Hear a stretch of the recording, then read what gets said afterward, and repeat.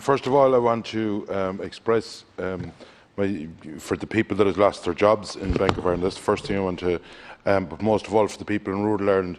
In my area, Minister Dunmore, Ballyhonus, Ballygare, Elphin and Strokestown, there's huge areas with no bank now whatsoever. And if you look at Ballyhonus, for example, massive, it's a big town in our terms in rural Ireland, and they have no bank whatsoever. Minister, I have a few questions. Like they're not going to come back, and there's no point in saying Bank of Ireland are going to change.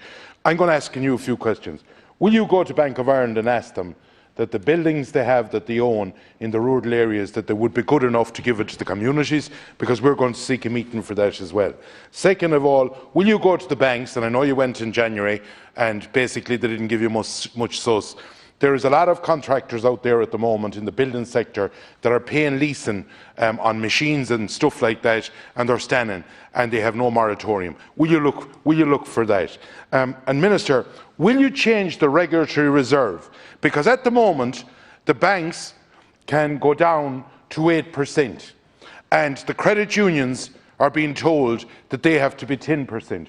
Will you make that move? Because, Minister, the reality of it is that for whatever reason, in rural Ireland now, it's going to be the credit union that's going to be the banking sector for the ordinary Joe soap. And I would ask one thing, that some incentive will be brought in for the bank-linked machines that we have, because a lot of these towns are going to be left high and dry. Could you answer those questions for me, please, Minister? Thank you. I will answer the three questions that you've put to me.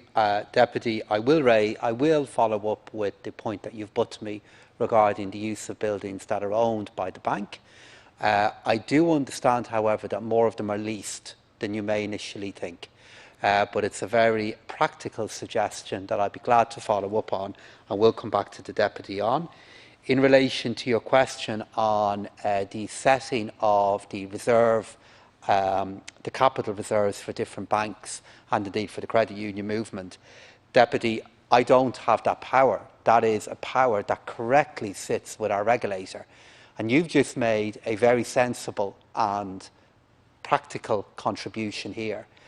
But if ever I wanted a reminder as to why it should not be politicians who set the requirements regarding how much capital banks hold, and that should sit with central banks, it's many of the other speeches that I've heard here this evening from opposition TDs that reminds me of why these are decisions that must sit with our regulator in terms of how much capital a bank should hold. That is determined by the regulator.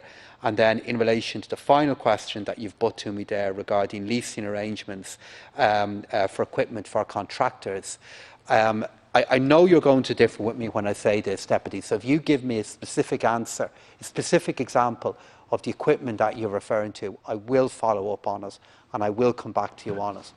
Because I have a lot of engagement with our banks.